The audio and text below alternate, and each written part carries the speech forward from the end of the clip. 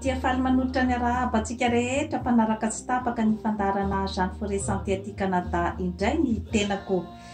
Ny resantsika anio zany dia fandarana mikasika ny vehivavy ihany fa mitipitianana ireo fandarana izay efa nalefako teto dia misy ny fandarana momba ny fitiavana, misy ny fandarana momba ny vehivavy sy ny fahasalamana. Ity ndray mitoraka ity zany dia ny vehivavy zany ny toetoetran'ny vehivavy amin'ny akapobeny sy ny hoe fiatefany izay fisin'ny vehivavy izay zany eo amin'ny fiarahamonina. Ga fanazavaiko teto zany ny atao hoe vehivavy sy ny pouvoir, zany hoe ny vehivavy zany izy manana pouvoir eo amin'ny fiarahamonina, misy ny pouvoir izay hita miariary zany zany hoe raha ohatra misy an'ireny hoe vehivavy mpanao politika, mpitondra fanjakana ireny zany izy dia miatseritra. Misy indray ny ataontsika hoe pouvoir aty ambadika na hoe pouvoir caché zany hoe misy zany ny lehilahy izay miseho akalamanjana zany ny pouvoir izay entiny fa ohatra zany hoe ny vadiny aty ambadika na ny reniny na ny anabaviny na ny maîtresse zany no mapiatra an'izay karazana pouvoir caché izay. Ka misy ny fitenenana hoe derrière un grand homme il y a toujours une femme. Ka isika vehivavy zany dia mahavita zavatra betsaka mihitsy zany afaka mamotipotika ny fiarahamonina isika ary afaka ihany koa manondrotra ny fiarahamonina sy ny olona manodidina antsika. Ka eo indrindra mantsy no mila adiaditsika eto zany. Efa niresahako teto koa zany ny hoe ny olana eo amin'ny fifandraisana amin'ny samy vehivavy, zany hoe misy ny karazana olana zany mipetraka no ny resaka hoe resaka ara-boajanahary zany ny vehivavy dia natao hiandrona zany hoe hivondrombondrona amin'ny toerana anankiray ary dia natao hifanohana zany izay karazam-behivavy izay raha ohatra ka mitovitovy daholo zany ny fombafombany sy ny fari-piainany sy ny tanjona izay tratrariny amin'ny fiainana dia afaka mifanohana ireo vehivavy ireo. Ny zava-misy nefa zany dia ny hoe raha misy zany ny vehivavy izay maningana zany ao anatin'ilay vondrombondrona vehivavy zany dia manjary iny zany no lasa lasibatry ny vehivavy izay mivondrombondrona mitovitovy ary dia mety ho potipotika ireo andiam-behivavy ireo zany ilay vehivavy hoe miavaka ao anatin'ny maro. Anka étude américaine, psychologue américaine zany no nanao an'izay karazana étude izay. Efa nazavaiko teto misy boky zany hoe la femme est un loup pour la femme, zay ny titrany. Ka rehefa natao zany ny fanadihadiana dia ny vehivavy ihany zany no maningana ny vehivavy izay tsy mitovy zany hoe samihafa zany hafahafa kokoa zany ao anatin'ilay andiam-behivavy. Eo mantsy zany no tena manahirana satria matetika zany ireo vehivavy izay miavaka ao anatin'ny maro ireo zany dia vehivavy izay hoe manana talenta izy manana zavatra atolotra bebe kokoa zany eo amin'ny fiarahamonina ary ny angovo ao aminy no mahatonga azy manosika azy ho tonga amin'izay toerana hoe miavaka amin'ny be sy ny maro izay. Ireo karazana vehivavy ireo nefany rehefa natao ny fandiniana dia vehivavy izay manana talenta lavitra dia lavitra mihitsy zany noho ny lehilahy ary tena afaka mahavita zavatra eo amin'ny fiarahamonina sy ny société zany. Kanefa zany izay ny problema ny hoe ny vehivavy mitovy aminy zany tsy makasitraka an'izay satria ny efa ao anatin'ny sain'ny vehivavy zany ara-boajanahary dia ny hoe ny vehivavy zany a natao oentina anika na ilay vehivavy tonga eo amin'le toerana zany a dia somary tsy de mahatoky ny tenany ary ny vehivavy tsy afaka koa zany a ny hanoana azy satria amingapinga anazy a no ataon'ilay vehivavy sasany zany anika mitsingevageva be ihany zany a ny zava-misy eo amin'ny fiarahamonina matetika noho izay hoe tsy fahampin'ny pouvoir eo amin'ny vehivavy izay entiko fotsiny zany a ampisaitsainana atsika rehetra ny toejavatra ohatran'izay ary tao anatin'ilay étude nataon'ilay psychologue américaine zany a dia efa natao ny sondage ohatra tamina industrie maromaro izay nikatona fafahity a dia nahitana fa misy vondrobondrona vehivavy maro zany a ao amin'io entreprise io a izay mamingana zany a ny vehivavy vitsivitsy izay a tsy akasitrahany zany ka de miafara hatrany amin'ny fahity ny entreprise ny adim-behivavy zany maro no mety mahatonga an'izay karazan-javatra izay satria mety zany a hoe ny vehivavy zany a hafa mihitsy zany a zany fomba fijeriny ny fiarahamonina ary hafa mihitsy ny objectif eo mantsy zany a no mila mitandrina tsara mihitsy zany a amin'ny hoe fiarahana amin'ny samy vehivavy satria ny vehivavy zany a matetika no misy an'ilay hoe fialonana izay tsy voafehy amin'ny ara-boajanahary a dia miarina daholo ny vehivavy fa sainga eo zany a ny ahitana an'ilay hoe intelligence ny vehivavy zany a izay hoe ambonimbony kokoa rehefa ambonimbony kokoa zany a ny fahaizany mandinika dia afaka izy zany a ny hoe manana an'izay hoe maitrise nyzay hoe fialonan'izay ary rehefa manana ny fitokisan-tenany izy zany a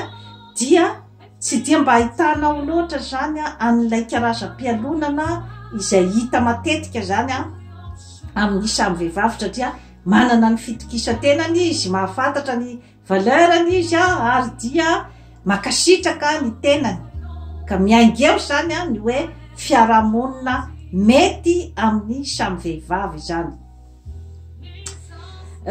efa nresako teto koa zany a ny hoe vehivavy manao ahoana no mahasarika ny lehilahy ankehitriny raha taloha zany a ny vehivavy a izay hoe mahasarika zany a ny akamarony amin'ny hoe resaka fanambadiana sy ny sisa zany dia misy an'ilay hoe karakteristika standard zany a de ny hoe vehivavy tsara fitondran-tena vehivavy maotina ohatraohatran'izay zany a no hoe critère en général zany amin'izao fotoana izao kosa nefa dia efa miasarotra ny fiainana ary efa betsaka zany a ny hoe zavatra mifamaofao amin'ny fiarahamonina dia ny safidiny lehilahy zany a amin'izao fotoana izao dia mandeha bebe kokoa zany a eo amin'ny hoe vehivavy manany maizy azy a vehivavy a izay mahafantatra ny zavatra tiany atao ary vehivavy manana tanjona zay zany a matetika no hoe vehivavy izay afidiny lehilahy mba supporte azy zany a amin'ny famakivakinany fiainana izay efa miasarotra dia miasarotra mila femme de caractère zany a ny lehilahy amin'izao fa tsy vehivavy izay tambesatra amin'ny fotsiny satria misy responsabilité tsika goavana de goavana zany a eo amin'ny fiarahamonina amin'izao fotoana izao fa nazavaiko teto koa zany a ny fifandraisan'ny rafozana sy ny vinativavy io zany a dia matetika mitondra disadisa satria raboajanahary zany a dia nisy ilay fifandraisana teo amin'ny zanakalahy sy ny reny zany tamin'ny mbola kely alohan'ny adolescence zany a ny zanakalahy io le atao hoe complexe d'Oedipe dia latsa-pitiavana amin'ny reny efa zavatra voajanahary zay zavatra zay tsy zavatra boaboarina dia misy kokoa zany ilay fifamatorana eo amin'ny reny sy ny zanany lahy rehefa tonga zany a ny adolescence dia mahita zany izy fa tsy tokony olona hovadiny zany ny reniny zay zany a de eo zany a ny hoe rava zany a ilay ataotsika hoe zany hoe complexe d'Oedipe ary rehefa mbola amin'ny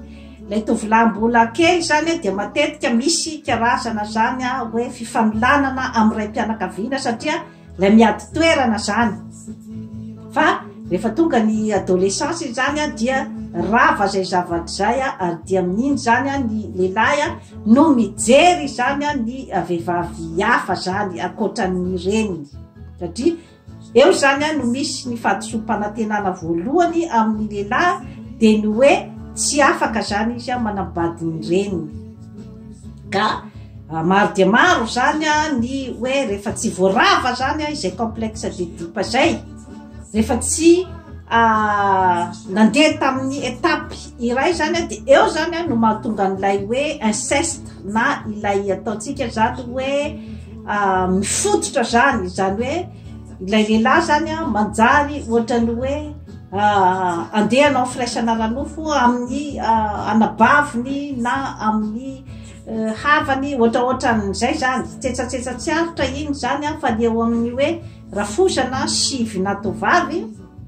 matetika zany a zay resaka complexe d'Oedipe zay a no mahatonga an'ilay hoe rafosana sivy na tovavy izay tsy mifanaraka satria samy te hitazona ny plasiny zany a ny roa tota samy te ahazo ny fonony lay lehilahy daholy ny vehivavy reniny zany a matahotra ny hoe sao de lasan'ity tovavy ty ihany ny zanako de tsy te alala intsony de ny vinatovavy koa zany a matahotra hoe sao de influencen'ity rafozabaviko ty ny vadiko dia eo any raisina zay zany a no mahatonga an'ilay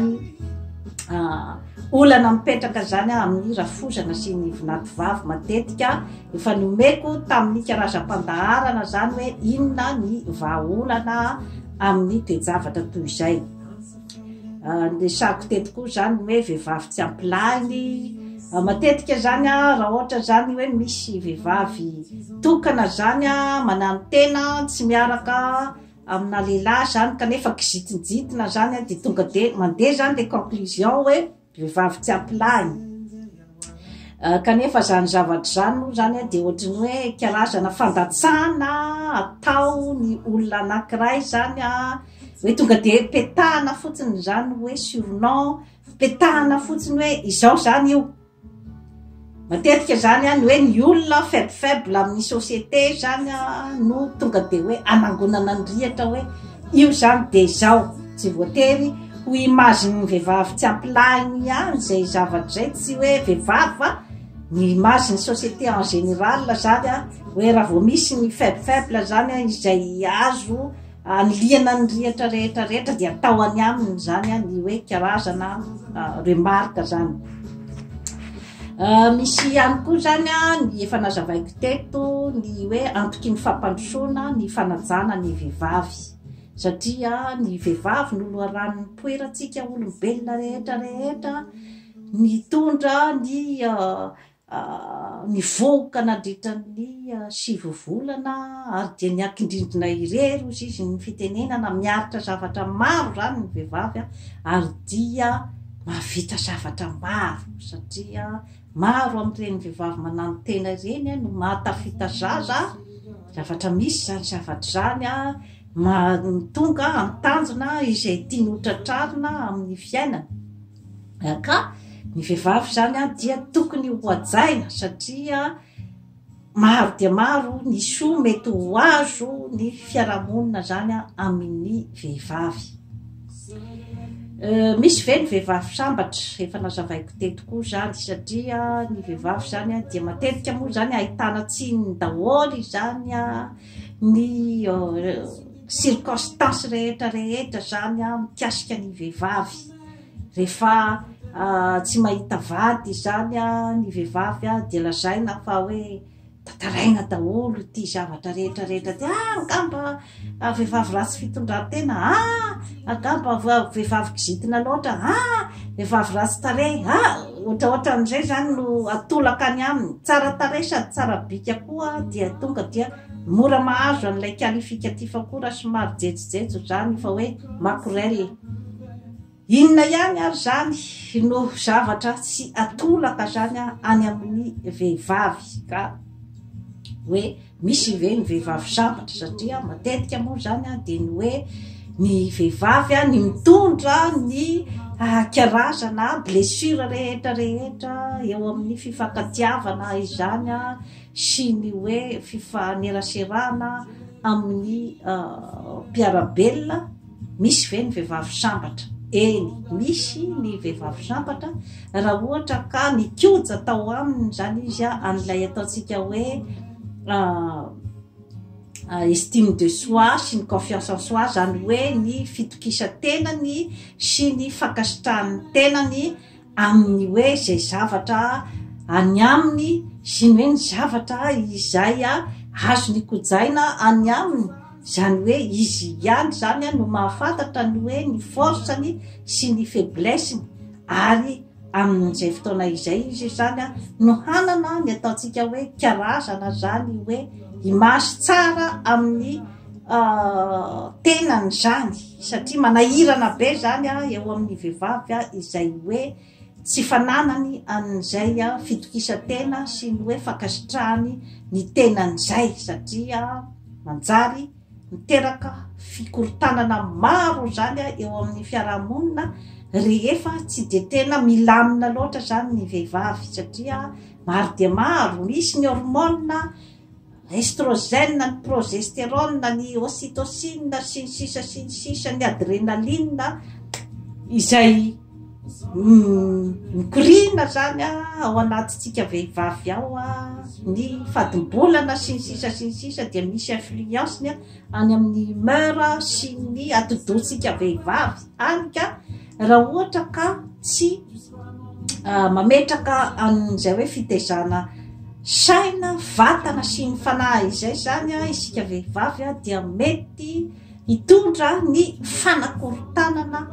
amin'ny endriny maro zany eo amin'ny fiarahamonina ka misy ny vehivavy mampilamina ny fiarahamonina na dia ny présence ny fotsiny ara dia mampilamina ny manodidina rehetrarehetra ireo karazana vehivavy ireo zany no atao hoe vehivavy sambatra zany hoe vehivavy izay malala ny tanjona izay tiany hotratrarina vehivavy izay makasitraka ny tenany izay hoe azo ny amboarina any amin'ny tenany dia amboariny izay tsy azo ny amboarina tsy izay akory no hanahirana ny sainy sy ny atodohany mandrotry ny androm-piainany fa dia izay azo ny atao hanatsaratsarany kokoa ny tenany zany dia atao ary rehefa manana n'izay karazana confiance izay zany ny vehivavy dia manana ny angovo tsara ary dia ny olona manodidina azy izay angovo tsara ao amin'izay ary ny karazam-behivavy ohatran'ireny dia matetika vehivavy nahita fiainana sarotra teo amin'ny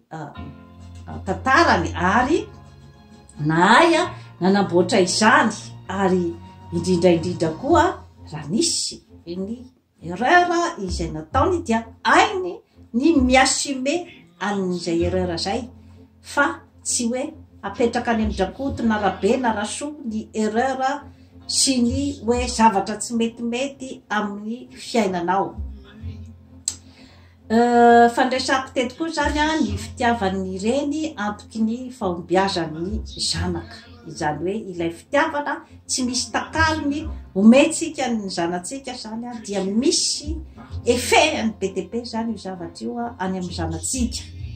ka mahatonga azy hanana ihany koa zany ny fitokisa-tenany sy ny hoe karazana énergie izay entiny mamakivaky ny fiainana ao anatin'ny fitokisa-tena izay ahafahany zany mahatratra ny tanjona izay tiany hotratrarina amin'ny fiainana. Efa resako teto koa ny fitandrovana amin'ny fanalan-jaza io zany a dia eo amin'ny fitandrovana no tsaratsara kokoa zany a ry tovovavy amin'ny resakiny satria matsy a ny lehilahy eny izy tsy ananeritreritra mihitsy ny hoe inona zao a ny après an'ity firaisana ranofo ataoko amin'ity vehivavy ty fa ny azy ny plezirany no fantany ary tandremy ihany koa fa misy ihany koa ny fandaingana izay mety ataony azahoany an'ilay firaisana ranofo tsy mampaninina azy mihitsy ny anao karazana promesy hoe anambady anao izy alohany anaovany firaisana ranofo aminao fa anjaranao zany a ny manadiady ny fombafomba n'ilay ranamana hoe zany zavatra zany ve mety hitompony rehefa zavatra zany tsy misy contrat ny fanaovana ry tovovavy dia zavatra toy ny tsy misy ka anjaranao ny mijery an'izay efa nazavaiko teto koa zany a ny hoe ilaina ve ny manao mariazy ny fisoratam-panambadiana zany amin'ny fifankatiavana satria matetika zany a metefa ty amintsika vehivavy foana ny karazany rihatra rehetra rehefa tsy misy ny contrat ny fanaovana asa mieritreritra hoe efa moderna zao amin'izao fotoana zao ka atao inona tsony zany resaka mariazy zany atao inona tsony zany resaka fisoratany zany isika foana no mitady ny vokatra zay décision izay kanefa moa raha ohatra ianao ka hoe tovovavy izay hoe tapa-kevitra ianao zany a efa manana ny asanao efa manana ny fidiram-bolanao sy ny atoanao ny fiainanao zany a dia anao ndray zay raha ohatra ianao ka hoe sy tapa-kevitra zany a ny hoe andeha hiroso amin'ny fanambadiana vehivavy tonga lafatra kanefa tsy mahita vady efa nazavaiko teto koa zany a ny antonantony zay zavatra rehetra izay a fa hoe mety tena décision an'ilay vehivavy mihitsy zany a ny hoe tsy tianambady izy kanefa mety misy antony hafa koa zany a avy amin'ilay vehivavy ohatra hoe matahotra le lehilahy ny anao ny premier pas ohatra satria hitany fa ohatra tonga lafatra be loatra koa le vehivavy satria manana an'izay karazana complexe izay le lehilahy amin'ny hoe nandroso fitiavana izy a kanefa ny lavina zay zavatra zay zany a dia mampiemitra ihany koa zany a ny firoson'ny lehilahy zany eo amin'ny fitorim-pitiavana inona no différence zany a ny mampiavaka ny atao hoe vehivavy tsara sy ny vehivavy manitona io de samy hafa io satria matetika mitondra disadisa amin'ny fiarahamonina zany a ny hoe fa nahoana ny tsirasolo ny vadiana fa nahoana no ikalabozy ohatra izay zavatra zay kanefa kalasoa de tena manana ny rehetrarehetra mihitsy na ny bika amanendrika sy ny sisa dia nahoana nefa ikalabozy izay tsy de hita hoe inona loatra ny any aminy no vidiny rakoto ho vadiana ohatra dia efa nazavaiko teto daholy a ny mombamomba ny hoe inona sinona daholy a ny zavatra manitona any amin'ny vehivavy ranofo inona no manitona any aminy amin'ny resaka hoe karisma zany hoe ilay fahaizan'ny vehivavy iray zany amin'ny sarima mamoaka ny ao am-pony zany zavatra rehetrarehetra zany dia mikoty daholo zany ao anatin'ny hoe fomba fisariana zany avy any amin'ny vehivavy ka ilay lehilahy ihany no mahafantatra zany ny safidy izay niraisiny inona natao hoe vehivavy manitona fantatra efa nazavaiko teto koa zany ny atao hoe femme fatale zany hoe ilay vehivavy zany izay hoe misy zavatra tena manitona ny lehilahy any aminy zany io koa zany tsy voatery hoe ny vehivavy izay tena hoe tsara tarehy be na tsara bika be zany fa izay ilay hoe karazana zany hoe angovo ao aminy zany mahatonga an'izay hoe lasa manitona fatratra ka matetika moa zany rehefa tsy mahay mitondra ny fiainany zany io karazam-behivavy io dia matetika solafaka ao anatin'ny ilay karazana zany fandripantriky ny fitoriam-pitiavana eo amin'ny lehilahy zany izay te ababy ny fony dia matetika mitondra azy zany any amin'ny karazana erreur zany ny akabiazan'izay ny zavatra zay. Da mila mandinika zany ianao tovovavy rehefa manitona fatratra dia tokony ihany koa ianao mifidiko ny hoe inona ny karazana asa izay ataonao, satria raha ohatra ka tafiditra any anatin'ny asan'ny sarambabem-bahoaka ianao dia mety hiaran'ny ataontsika hoe fialonam-behivavy, ny andiam-behivavy izay mivondrombondrona amotipotika anao, ka mila zany ianao mahafantatra hoe asa ohatran'inona no mendrika anao zany. Ohatra ny hoe asa izay miasa amin'ny télé ohatra, miasa amin'ny domaine public zany no tsaratsara kokoa zany ho an'ireny karazam-behivavy reny. Dia mila mianatra ve ny vehivavy, mila miasa ve, dia deo koa zany ny fanazavana izay anasehoka ny amin'ny hoe misy fetrany ny bika amanendrika ny tovovavy, ka eo zany no mila an'ilay hoe karazana bagazy anananao, satria rehefa miakatra ny taona efa mihitsana ny bika amanendrika dia efa tsy manana intsony ianao zany an'ilay pouvoir ny eritreretinao fa hoentina amin'ny fiainana, dia matetika besaka ny fahadisom-panantenana zany ho an'izay niakina fotsiny tamin'ny bika amanendrika rehefa tonga zany ny fahaterana. Ka na de zany aza dia tsy tokony koa zany ny vehivavy tambesatra be loatra koa amin'ny lehilahy, satria miovaova koa le fitiavana, ka rehefa hoe ny atefa tany an-tany-kafa zany ilay fitiavan'ilay lehilahy nefa ianao niakina tanteraka taminy zany, na teo amin'ny resaka ara-bola na teo amin'ny resaka ara-materialy, dia izay lay ataontsika kapa hoe voadobla.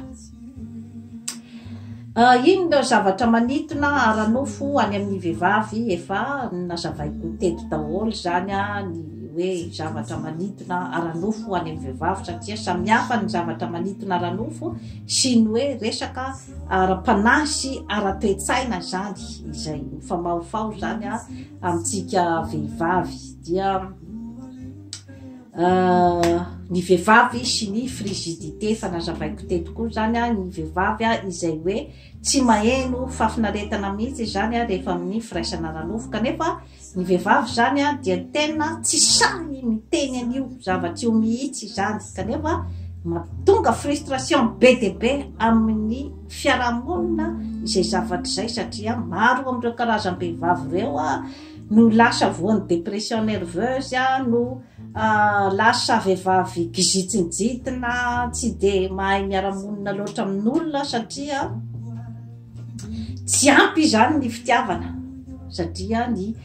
rehefa tsy mahazo fafinaretana zany ny vehivavy dia ilay lehilahy miaraka aminy namanabady azy zany no tsy nahay an'ilay karazana fanambitambazana zany mba atonga azy hanana ny ataontsika farisiana, satria io efa nazavaiko hoe ny lehilahy no manana ny farisiana bebe kokoa noho ny vehivavy. Ny vehivavy zany mba hoentina hiditra amin'ny firaisana ara-nofo dia tsy maintsy eo amin'ny fony aloha zany no domina bebe kokoa zany vo zay vo atonga ny vehivavy arisika zany amin'io resaka io. Dia efa nazavaiko teto ihany koa ny vehivavy malagasy mpanao politika izay hoe miaraky ny fijeriko zany dia toa mpametrak'olona ny vehivavy malagasy mpanao politika tsy de tena manana loatra amin'ilay hoe heviny manokana zany amin'ny fitondrana ny firenena, kanefa ny vehivavy no manana ny potentiel rehetra rehetra ary manana an'ilay ataontsika hoe karazana intelligence objective sy ny intelligence subjective, la capacité de discerner zava-dehibe zay zavatra zay, satria ny lehilahy zany ny azo matetika le 1+1 égale 2, pouvoir, sexe, izay zany ny azy ny hoe tonga de ao anatin'ny anany zany de vola. fa ny vehivavy zany no manana n'ilay karazana hoe afanahy entina bebe kokoa zany ny amin'ny hoe inona marina moa zany no tena ilaina andrasana amiko amin'ity hoe fanaovana politika ity dia ny anasoavanao ny tanindrazanao ny apekaranao ny farim-piainan'ny vahoaka misy fandraisany zany zavatra zany ny eo amin'ny fitondrana tokantrano ny ray aman-dreny sy ny zanaka izay mikatsaka ny ahatsarany zanany ka ato amin'ny vehivavy zany no misy kokoa zay karazana hoe fitsinjovana ny ankizy izay ka manainga ny vehivavy mpanao politika malagasy mba hijery akaikikaiky zany an'izay zavatra zay fa tsy hoe laozana fotsiny zany ny hoe manao zay mahafalifaly ny lehilahy izay apetraka eo tenako moa efa mahazo tsikera foana ny hoe maninona ianao any lavitra any no be resaka safidiko manokana zay satria tsy hitomany randrana tsy manendrika ny tenako aho ka andeha isosososa anao politika kanefa efa safidiko ny nanambady kanadiana efa safidiko ny naka ny citoyenneté kanadiana zany ka tsy afaka hoe sady kanadiana no hitondra firenena fa ny anjara brika no atolotro eto torohevitra zany no atolotro ny malagasy mpiray tanindrazana amiko dia ny vehivavy sy ny fikojana tarehy ny vatana sy ny fanahazam-batana satria efa natoroko teto daholo ny fikojana tarehy misy ny produit izay vokarina ato amin'ny Jean Forêt Santé dia misy ny fikojana tarehy misy ny fikojana ny bika amanendrika izay efa natoroko teto daholo ny hoe fanahazam-batana mila kojaitsika ny vatana sy ny fanahy ary ny tarehy sy ny saina satria izay zavatra rehetrarehetra izay zany no tonga tsika ho vehivavy manana maizy azy vehivavy anana ny fitokisan-tenany ary dia vehivavy hiteraka fampandrosoana eo amin'ny firenena dia toy izay indray no azo natolotra anao anio manaova abonnement amin'ny Jean Forêt Santé aty Canada fa hanatsara ny fiainanao. Bye bye.